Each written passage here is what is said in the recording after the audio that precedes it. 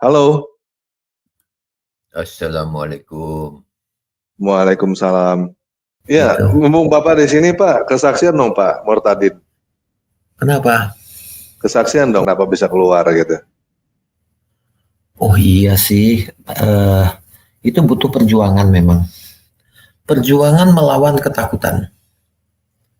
Sekarang saya sadar bahwa di di dalam agama yang lama ini itu memang ditanamkan ketakutan dari kecil.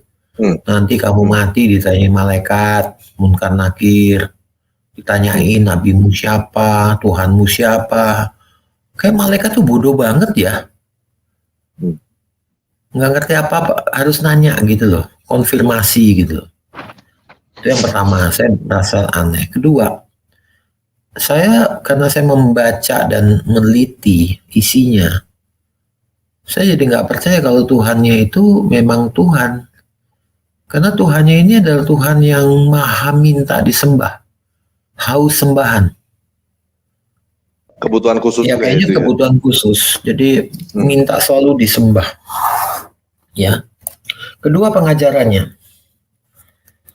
Saya cuma heran ada Tuhan macam apa yang justru malah membuat kerusakan dan pembunuhan, penganiayaan, pemusnahan. Ini Tuhan macam apa ini? Yang katanya mencipta bumi, tapi kok malah nyuruh orang membunuh ciptaannya. Itu kan lucu. Bertentangan dengan akal sehat ya. Yang ketiga, aturan-aturannya sangat diskriminatif antara pria dan wanita. Wanita itu dianggap sebagai objek. Nggak ada beda, ya memang ada sih ayatnya dan ada juga ininya bahwa wanita itu adalah benda milik, harta perhiasan. Jadi seperti dibeli dari orang tuanya dengan ijab kabul, pakai mahar. Yang urusan kan sama bapaknya, bukan sama perempuannya. Tidak ada perjanjian setia dalam nikah. Tidak ada. Perjanjinya tuh sama bapaknya. Iya, anak lu gue piara deh gitu. Persis kayak orang beli kambing. Iya kan? Jujur aja, kita harus jujur loh. Nggak ada beda sama orang beli kambing. Ini kambing lu berapa nih? Ya ini kasih aja berapa duit, 200.000. Maharnya 200.000. Nah, juga dipakai mahar. Coba lihat belantik-belantik yang jual kambing tuh sana di Jawa Timur. Bilangnya mahar kok. Maharnya berapa nih? Belantik-belantik sapi atau kambing. Mahar berapa? 1 juta, gitu, 2 juta misalnya. Kalau sapi berapa? 20 juta, 30 juta. Itu mahar. Gitu. Mereka juga menyebutnya mahar. Nggak ada beda kan? Nah, begitu sudah menjadi istri, seorang wanita itu menjadi mutlak milik suaminya. Mau diapain juga boleh. Istrinya mau capek, mau apa, dia ajak wik-wik nggak mau, boleh dipukul. Ada ayatnya. Terutama lagi pasti tahu kan ayatnya. Pasti paham. Jadi memang yang mereka itu tidak punya satu keadilan. Dan yang saya temukan itu adalah mereka selalu menganggap ini perang. Perang ini belum selesai sampai semua orang di bumi ini bersyahadat. Makanya mereka seringkali memainkan ayat-ayat yang dikatakan, oh itu bagian perang, itu waktu perang, itu waktu perang. Padahal enggak. Di mata mereka, sekarang juga Muslim masih perang. Kenapa? Belum semuanya bersyahadat. Karena nabinya bilang begitu, ada hadisnya kok. Kedua, waktu saya belajar hadis-hadis itu, cakep banget deh yang namanya Tarmizi 1375. Udah tahu kan? Pernah baca nggak? Tarmizi di ini aja, Pak. Oh iya, oke. Tampilkan aja, tampilkan. Kita tancap aja. Berapa? Nomor berapa? 1375. Iya, 1375. Tuh.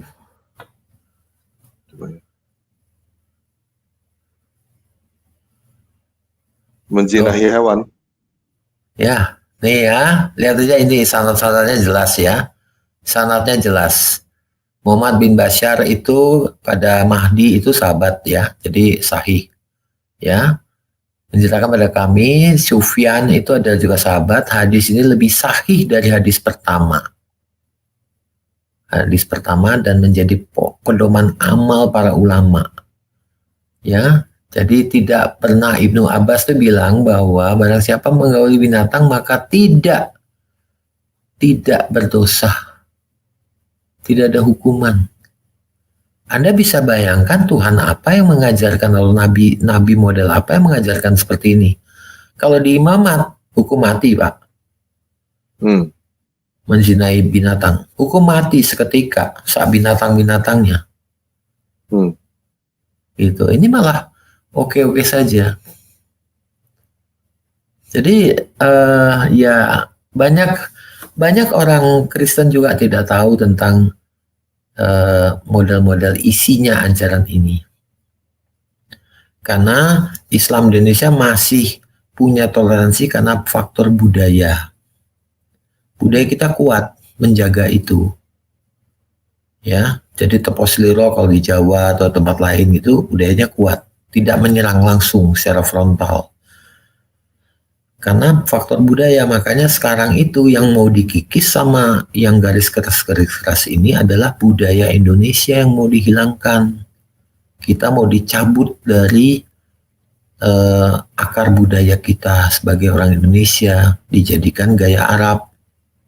Supaya kita tidak punya kecintaan pada negeri ini. Jadi gampang dipengaruhi, gampang disetir. Itu grand design-nya begitu caranya di mana-mana. Selalu dilakukan dengan pola yang sama. Begitu, Bos. Terus yang bikin titik udah deh, gua kan pasti ada Pak. Maksudnya takut tadi kan, takut itu pasti ada terus tuh. Iya. Walau saya cukup yakin walaupun Bapak tahu ini pun pada saat itu pasti masih tetap aja ada rasa takut, Pak. Iya. Nah, apa yang bikin rasa takutnya tuh hilang gitu? Udahlah, gua udah nggak takut lagi, gua keluar deh. Jadi saya pelajari Alkitab. Saya pelajari Alkitab betul-betul. Belajar sendirilah, belajar. Masa mau nanya Alkitab sama Ustadz? Ya. Kemudian saya bandingkan. Yang pertama saya temukan adalah Alkitab ini runut waktu, runut kejadian, runut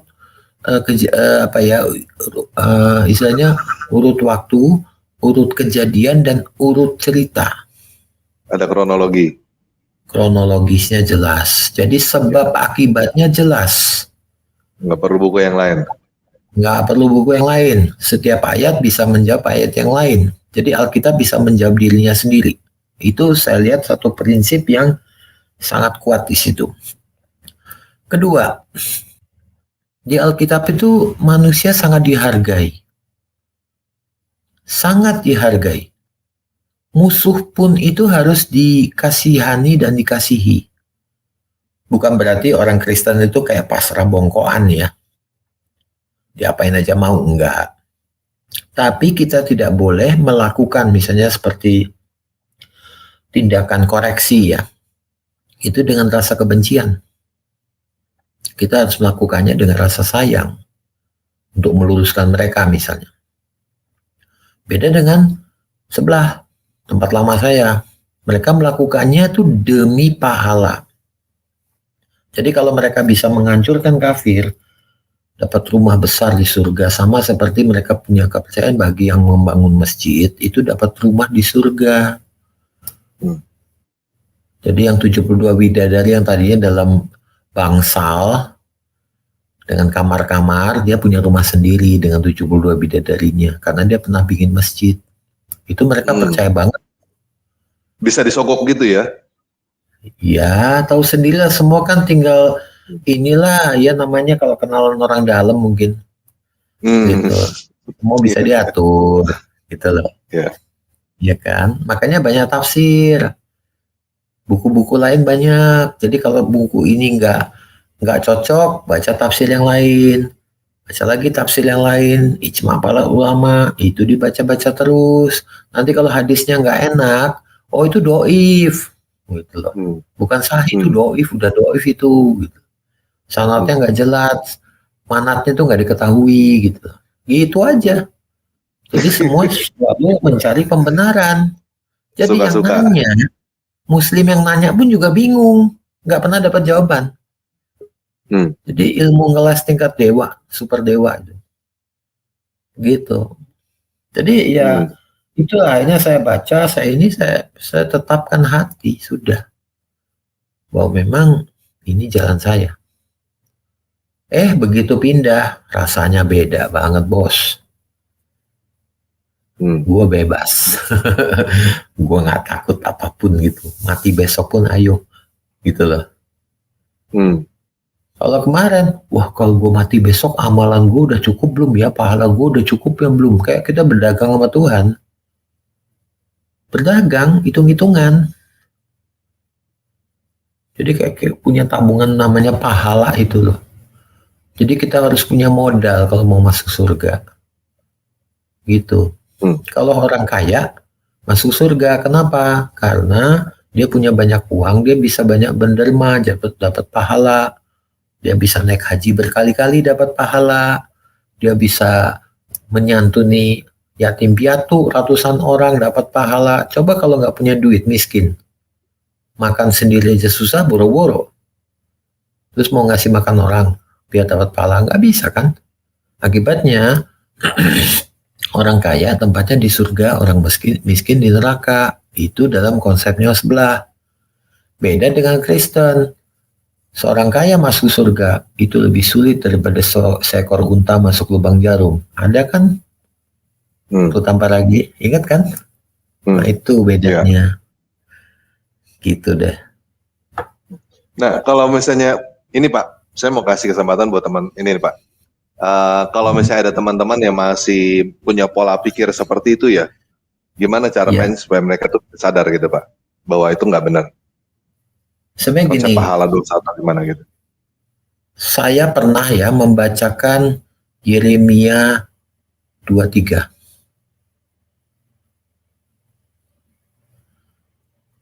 Dari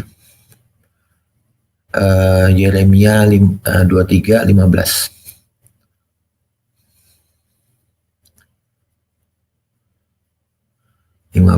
Nah, itu dia.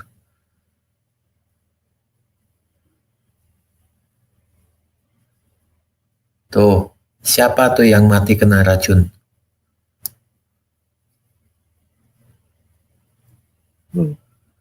Sebenarnya itu kan Yeremia 23. Jadi Yeremia masih ada yang ngakuin loh. Iya. Masih ada yang ngakuin loh Pak, bilangnya bukan karena racun. Benar, karena mereka ya itulah kita kadang-kadang bilang tuh masih tertutup selubung ya. Tapi biasanya mereka nggak berkutik dengan Yeremia 23 dari awal sampai akhir satu perikop. Nggak berkutik karena itu nubuatannya benar-benar kelihatan. Jelas sekali. Menunggu di pinggir jalan bagaikan menunggu kekasih. Pujaan mereka seperti apa? Ada hadisnya sahih dan ayatnya kalau baginda menurunkan pandangan pada seorang wanita dan dia menyukainya, maka wanita itu harus segera diceraikan oleh suaminya. Ajaran model apa itu? Masih ingat gak Pak di mana Pak supaya nggak dibilang itu bohong Pak? Saya udah mulai lupa itu, tapi ada itu. Terus semua wanita tuh boleh mendapat berkah dari Nabi dengan menyediakan tubuhnya. Ada kan? Masih ingat saya tapi saya lupa namanya. Ada. Terus karena bingung, karena mulai ngantri dari yang tua, jelek, peot, akhirnya turun ayat berikutnya. Nabi punya apa ya, semacam hak untuk memilih dan menolak. Keren ya. Keren banget. Jadi bedanya antara Kristen dengan Islam. Kalau di Islam, kejadian dulu baru turun ayat. Jadi, penggenapan dulu baru nubuatannya dibikin. Kalau di Kristen kebalik, nubuatan dulu jauh-jauh hari. Nanti baru turun ke bukti. Kelihatan buktinya. Ini kebalik. Jadi ayatnya itu turun hanya sekedar seakan-akan untuk menyenangkan hati nabinya. Bahkan Aisyah pernah mengatakan, Allahmu itu begitu cepat memenuhi keinginanmu. Ada hadisnya sahih.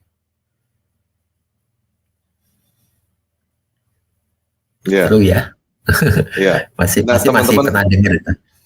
ya kalau teman-teman Muslim nggak percaya, ini karena kita memang lupa ya. Kalau misalnya nggak percaya, silakan cari sendiri lah ya. Itu ada. Kalau Iya, nggak percaya, betul. itu memang Jadi, ada gitu. Cuman kita lupa sih itu di mana. iya, iya, ya. Nah ini lihat aja mulai dari 16, 17 sampai seterusnya. Begini 16 ya. Begitulah firman Tuhan semesta alam. Jangan dengarkan perkataan para nabi yang bernubuat pada kamu. Mereka hanya memberi harapan yang sia-sia padamu dan hanya mengungkapkan penglihatan rekaan hatinya sendiri, bukan apa yang datang dari mulut Tuhan. Nah, ya kan? 17 nih, kita lanjutkan. Mereka selalu berkata kepada orang-orang yang menista firman Tuhan, kamu akan selamat. Dan kepada setiap orang yang mengikuti kedegilan hatinya mereka berkata, malapetaka tidak akan menimpa kamu. Jadi kalau ikut Mamat, itu kamu selamat, gitu loh. Karena kamu dapat ridho dari Allah, gitu loh Pak. Ya kan? Terus berikutnya, 18 ya. Sebab siapakah yang hadir dalam Dewan Musyawarah Tuhan sehingga ia memperhatikan dan mendengar firman-Nya? Siapakah yang memperhatikan firman-Nya dan mendengarkannya? Lihatlah, ini masih terus ya, terus ke bawah lagi ya. Murka Tuhan terus saja ke bawah ya. Nah, lihat nanti ini. Aku tidak mengutus nabi itu, tapi mereka giat dan aku tidak berfirman kepada mereka namun mereka bernubuat. Ini nabi palsu. Jadi apa yang dikatakan itu kepalsuan gitu loh. Gitu, cocok sekali Pak.